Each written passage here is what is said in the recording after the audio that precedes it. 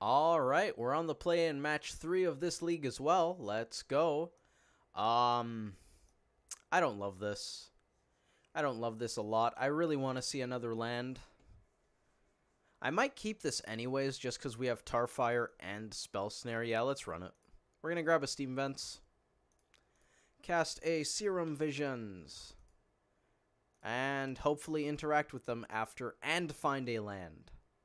We definitely want to do both of those. One or the other probably won't do. We found 2 lands and a Faithless Looting. If we top... No, if we top the looting, we could theoretically... You know what? We do want the looting on top. Reason being, if we need to slam a Mandrills immediately, it puts 3 cards in the bin and draws us that green source, which means we get to slam Mandrills on 2. And if we don't want to slam Mandrills on 2, we decide we want to wait until turn 3. We cast another Serum Visions and then Tarfire or Spell Snare on their turn. This smells like Faithless Looting off of a Sacred Foundry. That's a Mardu Pyromancer deck, most likely.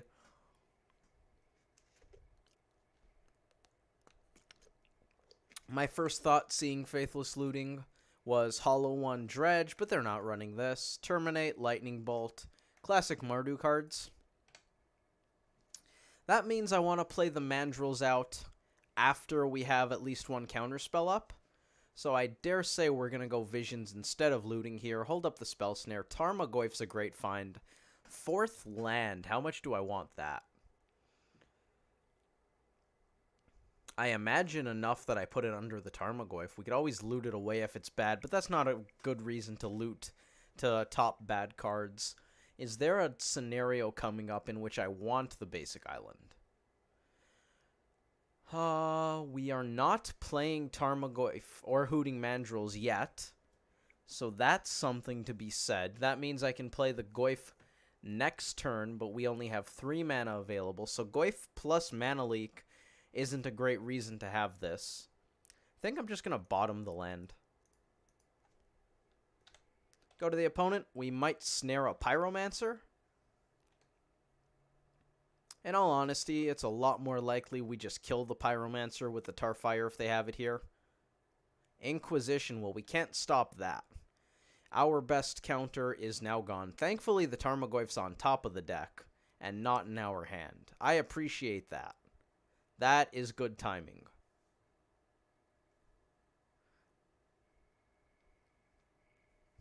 Our opponent probably assuming we're on something like Storm, wanting to interact with us. They took Mana Leak, which is probably far and away much better than Spell Snare against this deck.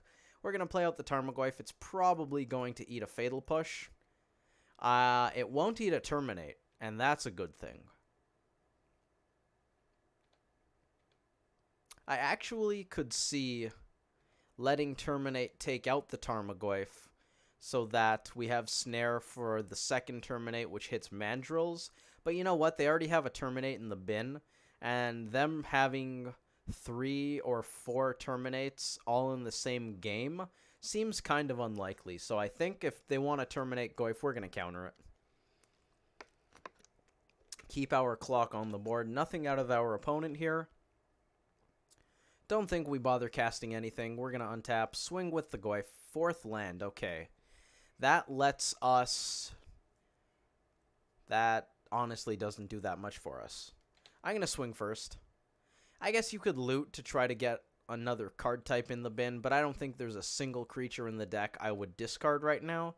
And I kind of want to save this for the eventual Pyromancer. So we're going to cast Mandrills here, and we could delve our entire graveyard. Mardu Pyromancer likes to keep its graveyard full for things like Bedlam Reveler, so I actually don't mind just holding on to this Misty and delving this entire bin. It's going to make Snapcaster Mage a bit worse, but Snap Tarfire's not complete garbage, and we have the looting to find other stuff. They currently have 4 instants and sorceries in their bin, so they could very well Reveler next turn. In which case, we probably just Tarfire them and crack in for as much as we can, as fast as we can. You know what? Reveler next turn probably isn't even good. They're going to make us discard a card. Well, I've been holding on to this just in case I want to discard. That's another fun thing I found about playing Faithless Looting in this list. When you have Faithless Looting, it incentivizes you to not play out your lands and hold them just in case. Yeah, they're discarding 3 and they're drawing 3. That's okay. That could be really good for the opponent. It could be less good. I guess we'll find out. They binned probably what are some not great cards, so I think that was fantastic for our opponent. So basically, we're already incentivized to hold on to cards that are probably bad.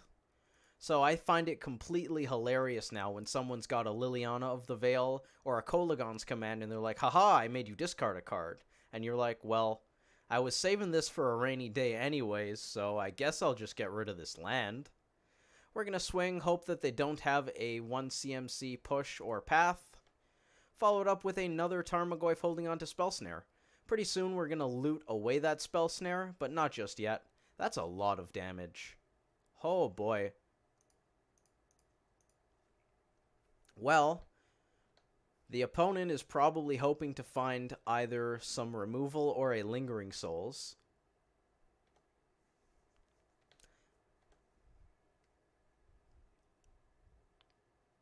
They definitely have mana. They can theoretically kill all of our stuff here. I like going to 1 on the opponent's part. 2 and 1 are the same because now they know that we play Tarfire. This is Souls make Souls. Souls flashback Souls seems okay. It's definitely not stellar because they need to chump the Mandrills with Bedlam Reveler, which is really bad for the opponent. I can't imagine they attack here. That would be suicide. They would literally just die on the crackback. Now, fun fact, we can start digging for Lightning Bolt here. If we find Lightning Bolt plus Red Source off of Faithless Looting, they just die on the spot. I think we swing first. Any burn spell kills them anyways. I guess technically we should loot first. Yeah, we should have looted first so that we could dig for a Dismember, because Dismember wins this game on the spot. That's smart. That's very smart. We are definitely blocking like that. Actually, you know what? Maybe we shouldn't have blocked like that.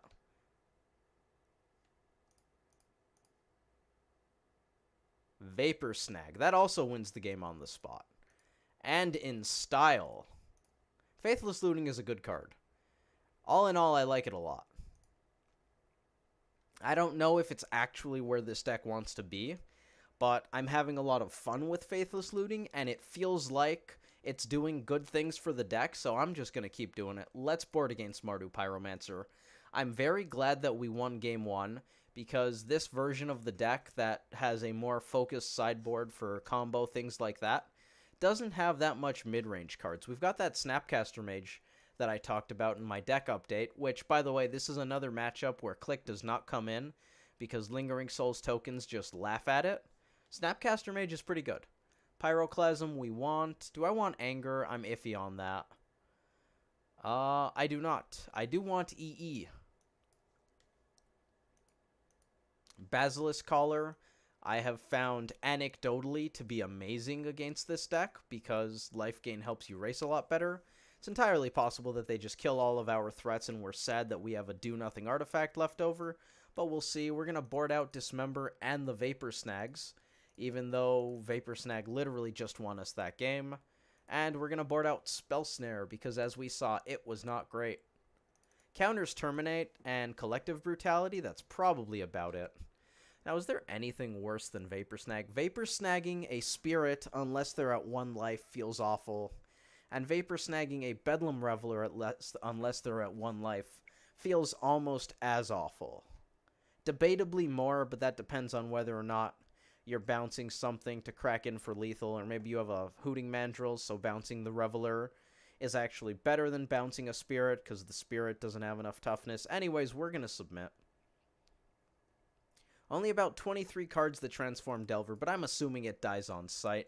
How is this hand? They might have Blood Moon. If they're on Blood Moon, this looks really bad, but I don't think they're going to be that happy to play Blood Moon against us.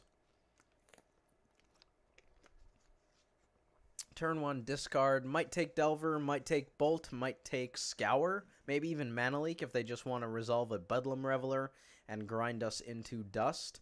They chose Delver. We found Tarmogoyf. We're going to play out the Foothills and use the Thought Scour off of a Breeding Pool.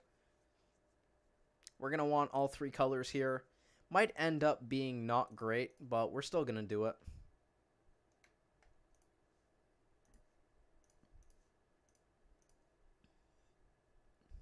Tarfire, that's not great. Alright, hold up Mana Leak or slam Tarmogoyf. I assume Goyf is just dying. If they have a Blood Moon and we don't counter it, we're basically just losing the game on the spot. But at the same time, if we don't do anything here and then they just pass the turn with more removal, we're probably dying, and we're not hitting enough lands to go Goyf hold up Mana Leak anytime soon. So I'm going to throw this out there. I'm almost certain it's going to die, and if they have Blood Moon, we're just losing on the spot. But you know what? What are you going to do? That happens. That's magic. Here's a Thoughtseize. No Blood Moon yet. Mana Leak, Pyroclasm. All right.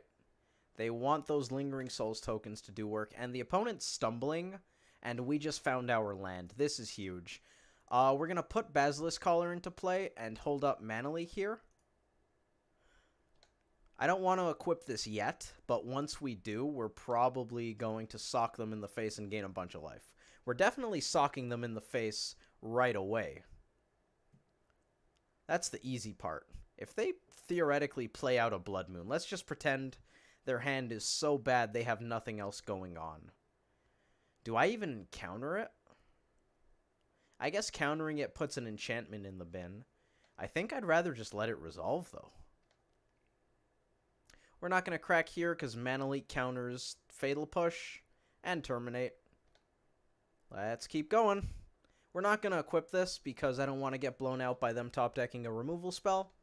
We know they're not drawing a land, so they're either drawing the opposite of gas or just having a really bad time. We actually have lethal here with Snapcaster Mage and Lightning Bolts. They scooped. That's just utterly fantastic. They stumbled too hard. That happens. That's why you play out your threat. If you don't think you're going to be able to find the counter magic backup for your threat in a timely manner, or you don't think you're going to have the lands for it, just play out your threat. They might have removal, but if they do, at least you used your turn 2, and now turn 3 can go towards, say, I don't know, bolting a Pyromancer or something. You could hold up for turn 2, and maybe you'll bolt a Pyromancer anyways, or Mana Leak, a Kolaghan's Command, or what have you. But what do you do when they pass the turn? And then you continue to not play your threat because you still only have 2 mana and you can't back it up with anything. And then they play a 4th land and they pass the turn. We didn't know they were stuck on 2 lands. I feel like it's my opinion that pretty much 100% of the time in that spot you slam your threat and say, opponent, do you have it? I actually think chances are they're going to have the removal spell for your threat, but I think you would rather play your Goyf and have it die and hope to find more gas than hold on to that precious Goyf that you don't want to lose. If you don't... Okay. You can't win in this deck, basically, if you don't play your threats. I'm sure there's probably maybe like 2 people in the world who actually want to hold on to their threats and not play them out if they die. But it's called Protect the Queen sometimes, and I just want to emphasize that in games like this, you don't want to protect your queen. Play it out. Let it die. It doesn't matter. If you keep your threat in hand and never cast it, your threat is never going to connect. If your threat never connects, you're never going to win. That means you lose. And against decks like pretty much anything, actually, you should slam your threat there. I was going to say against mid-range and combo, you should slam your Goyf, because if you let mid-range go long enough, they're going to grind you into the dust and they're going to find their answer. And if you let combo go long enough, they're just going to kill you. But against an aggro deck, same thing. Throw your guy down. Sure, they might resolve if they're playing actually, maybe Affinity's the only deck where you don't slam the Tarmogoyf there solely because of these burn spells. Mana leaking an Etch Champion or Cranial Plating sounds fantastic, and if they don't give you that option, you get to blow up their board a little bit. So I think I might actually consider holding on to the Tarmogoyf for a turn against Affinity, but probably not much more than that, and only because I can use my mana anyways against a mid-range kind of deck, or a spell-based combo deck that doesn't run creatures. Storm's the exception, because they obviously have good targets for Lightning Bolt, but even they sometimes pass the turn and laugh at you as they sculpt their hand. Play out your threat. It might die, it might not. Maybe you'll just kill your opponent while they're stumbling on lands. That's what Tempo wants to do. We want to kill the opponent while they're stumbling on lands and leverage that tempo advantage of them not being able to use their mana efficiently. Yeah.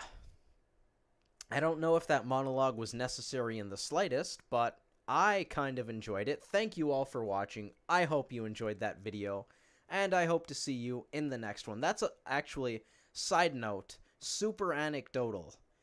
But we boarded in something like 5 cards against a mid-range deck, and we destroyed them. I just want to put that out there. This is going in the sample size column for maybe we don't need a transformative sideboard. And to be fair, I'm just going to pull out my Traverse sideboard guide for Mardu Pyromancer. Where is it? Somewhere off to the right, probably, because it wasn't that prominent when I made this. There it is. I was only ever boarding in 5 cards because Blood Moon's not good against them. But I just beat a mid-range deck without having a bunch of stuff for mid-range, which isn't super intuitive because mid-range is bad for tempo decks. But you know what? Sometimes you get under them. And if we get under them consistently enough that I'm happy with it, or even just content with having, say, like a 45-55 matchup, and we can dedicate sideboard slots to wrecking combo decks, and maybe even improving our aggro matchups, I am all for that. I just wanted to mention that. I'll see you guys in the next match.